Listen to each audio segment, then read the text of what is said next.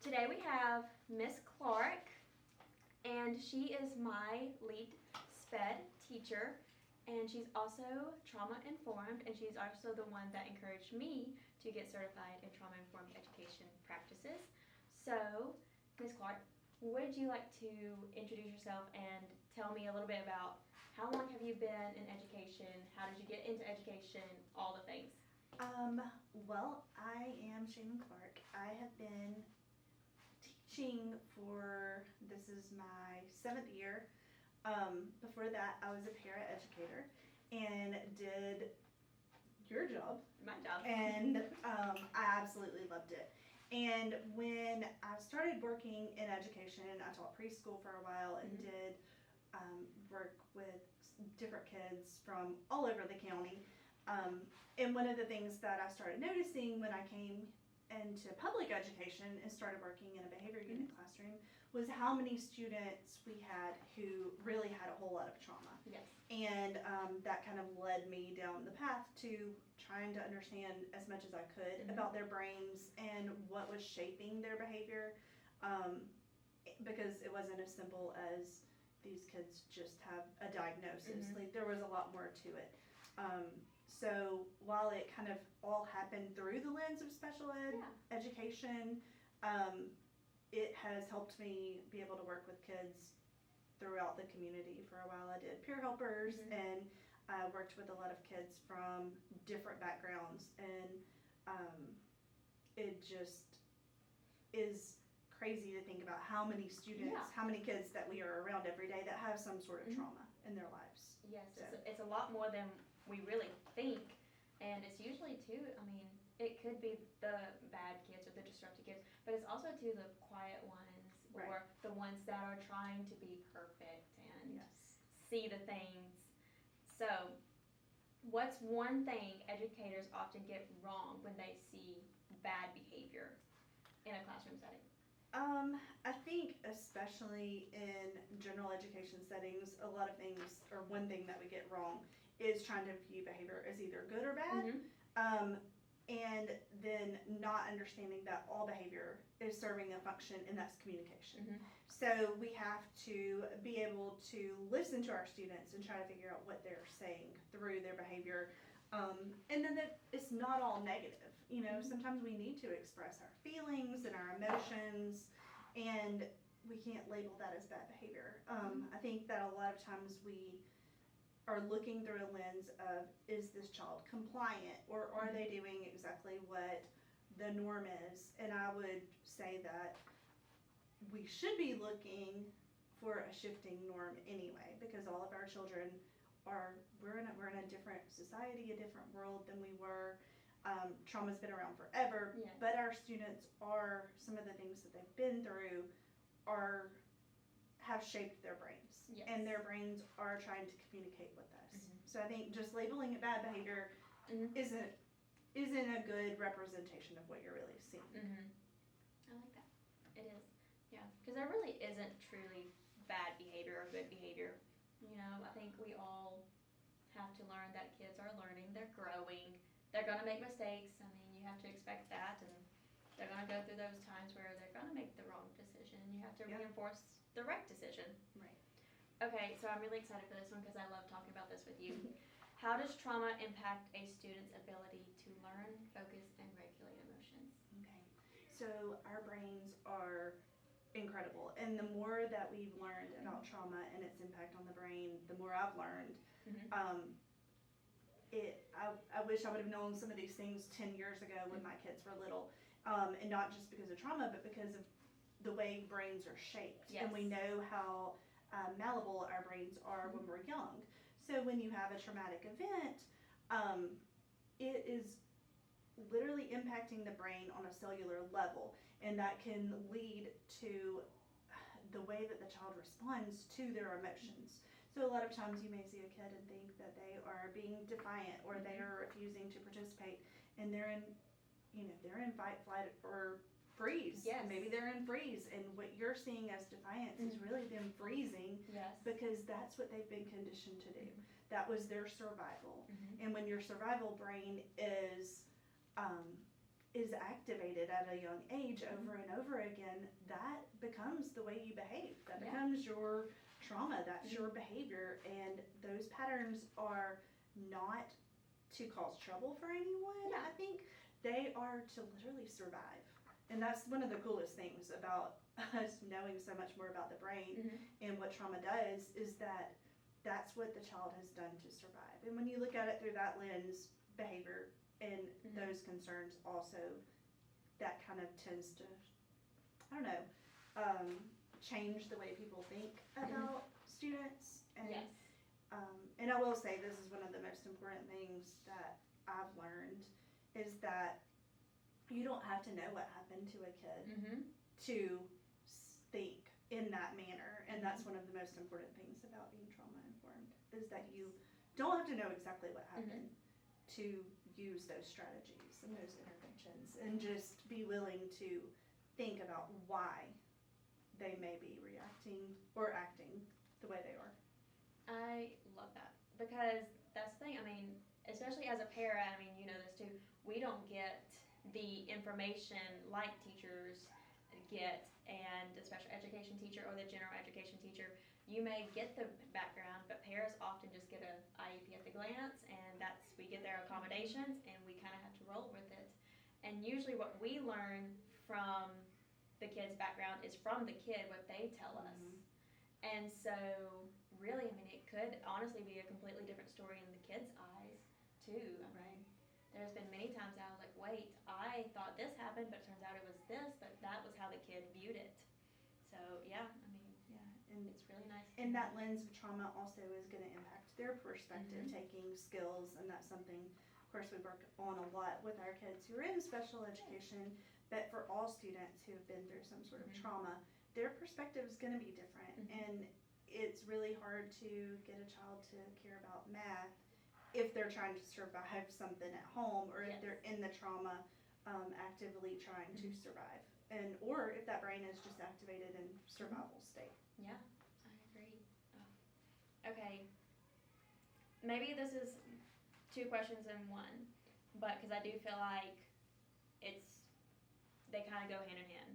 But what are 2 to 3 things a teacher can do that could support and be more trauma informed?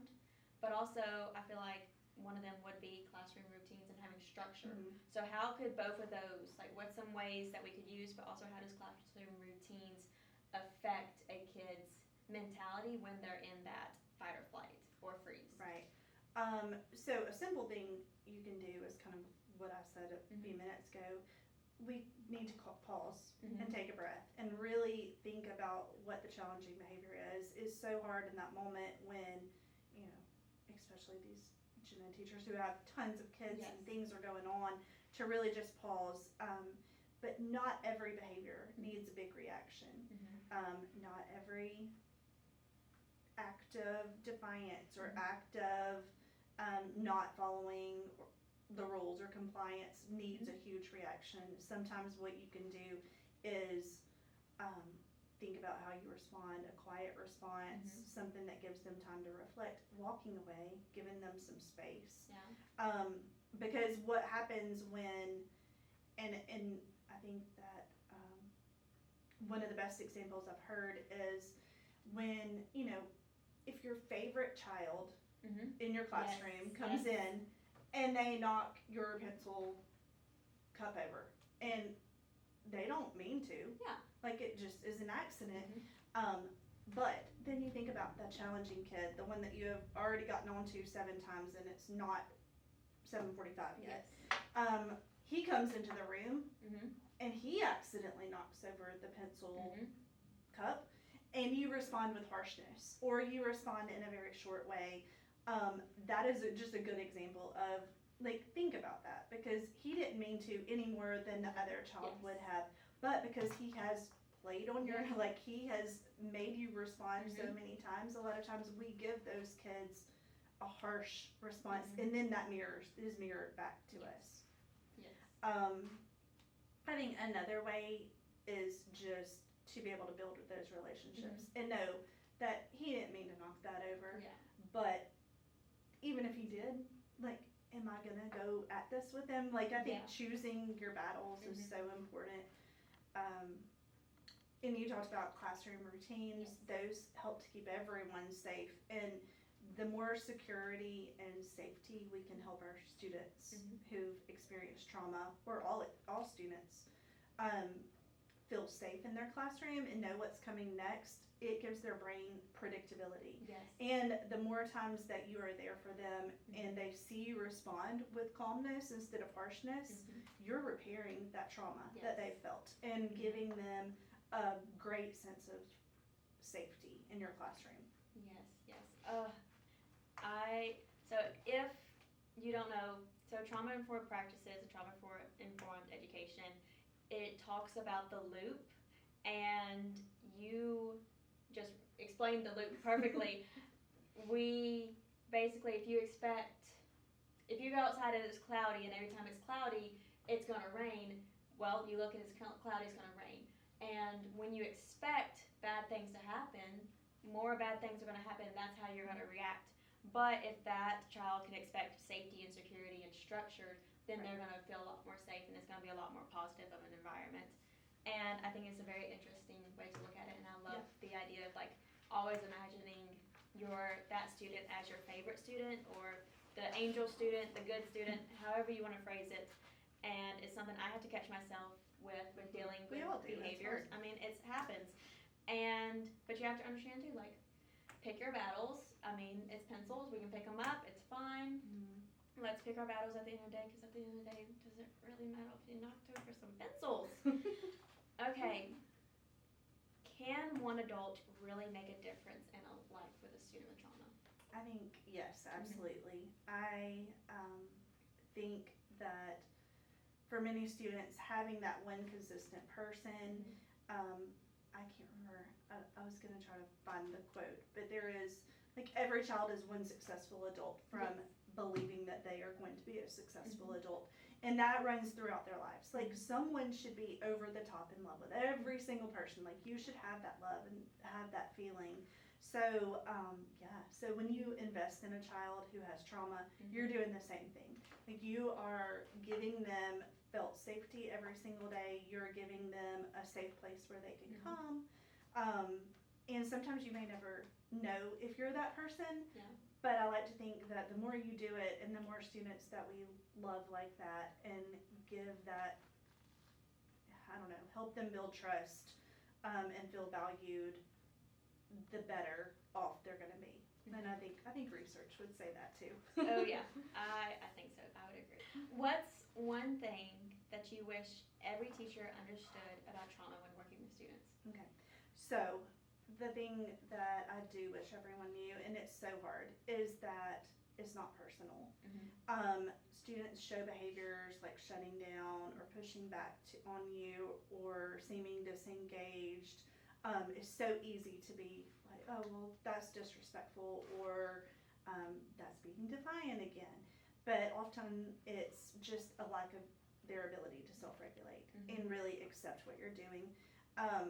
And it's not about us. And I think that I have said that in my brain so many times over the years when working with really hard students, that it's not about me. This is not personal. Even though sometimes they say things that are personal, it's not about personal. The student is not being difficult. They are having a difficulty.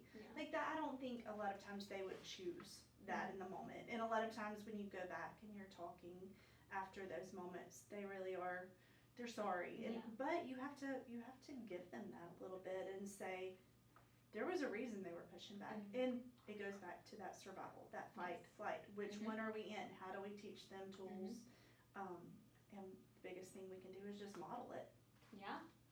So I think it's so good to truly know not to take it personal, because whenever I talk about de-escalating behaviors or any behavior at all, I always say, think of it as your spouse or your best friend, and y'all just got into the biggest fight, and you are trying to, and you're angry, like you're up here, you sometimes, and we as adults too, we make the bad decision, and you're going to say something or do something that you want to hurt them as much as they've hurt you. And so that's right there.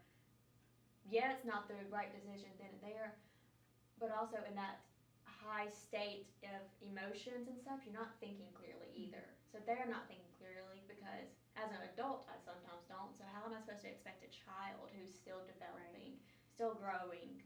And a lot of the things that they will say that are harmful are things they've learned or that have been done to them or they've heard through verbal abuse or in situations that we can't even imagine. So when we say that we're not going to take it personal, we have to mean it and really go after that because they're not trying to hurt us. They are hurting, and that's a huge difference in a perspective shift too.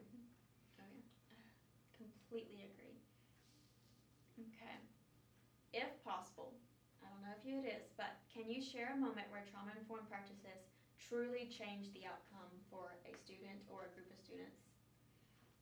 Or even a situation. Yeah. Well, I a few years ago I was working in a different setting, so a more middle school age setting, and I had a student who was living in a group home, and she had experienced significant trauma. I only knew a tip of the iceberg kind of what she had dealt with, and that was just from the basics through her IEP and BIP and all the things that came along with her. I learned a lot about her in that year and a half that she was with me, and one of the things was that every morning she came in and she was not happy.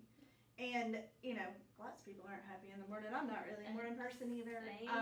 So she kept falling asleep and she wanted to put her head down, and there was a lot of pushback on like, I need you to do this. And finally one day, and it took a long time, it took probably, I would say probably 4 or 5 weeks of her coming in and doing this every single day, and me troubleshooting and being there and trying to do all the things, and she finally confided in me that she was not able to sleep at night because she was scared. She was living in this new situation. She was still actively in trauma. So even though she had been removed from the source of her traumatic, or some of her traumatic childhood, she was placed in another place that did not give her felt safety. So her basic need of sleep was not being met. So we kind of, looked back and pulled from some of one of the mentors that I'd had with trauma to try to find out a way to help her. And the first thing was that we teach everyone is like, we have to meet their basic needs. Nobody cares about math or science or reading or anything if their basic needs aren't met. So we made a plan, and she would go and she would sleep for about an hour and a half every morning and get her rest. And then the rest of the day she could function and she felt safe. And she was able to sleep because she did feel safe. We had to create a way to make that happen in a school setting, which was not easy. I can imagine. And I got pushed back on it because why was she getting that and no one else was? We have to, as educators, and we tell kids all the time that life does not always look the same for everyone, and we have to give people what they need, and it looks different. So meeting her where she was after that whole year and a half, and she moved, I got a phone call one afternoon and she had moved away, and it was her grandmother and she just wanted to tell me how much that meant, that I helped her get what she needed in that moment. And that, I don't even know if that's really a trauma-informed approach. It was just doing the right thing for the kid. And I think so much of what we learn about trauma and about these students is that if we are doing what's right, then we're going to make a difference and help them to be successful. So, I love that. That's so nice. I agree. Like when we're doing right by the kid, and sometimes doing right by the kid, by the student, is not teaching them ABCs 1, 2, 3s. It is making sure that they are safe, that they're fed, that they have clothes. And being a teacher, being a special education teacher, a guidance counselor, a gen ed teacher, it goes more than just teaching, and I think that's something that we all need to know is it's more than just teaching and playing and going out and doing the fun things. It's seeing different home lives and Right. being a village. Like, we are a part of this one kid's village. We're part of actually hundreds of kids' village, but to them we're one person in their life, and we have the chance to make a difference and help them feel safe and have their needs be met. Okay, so almost time. Okay. So, what is one thing you wish more people would truly understand about what you do? I think probably that, I've kind of said this probably several times, but that supporting kids with trauma and using trauma-informed practices is not extraordinary. It starts with creating an environment that is warm and welcoming and making kids feel safe and welcome. Building those relationships that we talk about all the time. And I think that, that matters so much to our kids who have dealt with trauma. And in this job, as a special education teacher and as a peer educator, and just in a public school building, probably any school building that you would go in, giving students what they need to succeed it's not always something you learn in school. It's sometimes something that you have to build a relationship. You have to collaborate with your peers, with your counselor. Thank goodness we have a fabulous counselor who I get to ask questions to and is across the hall, and we bounce ideas and thoughts and ways we can support these kids better.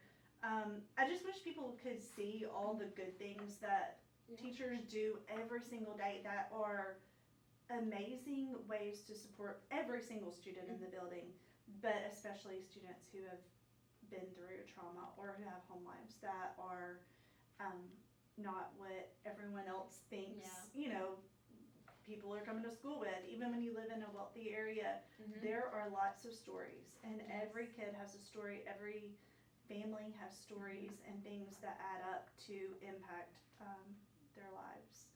But I just think making sure every kid feels seen and safe and loved. That's it. I love it. Well, thank you so much. This is our very first LWL session, Learning Without Limits. I am so excited. We will be back next week. Thank you so much, Ms. Clark. Thank you. I enjoyed it.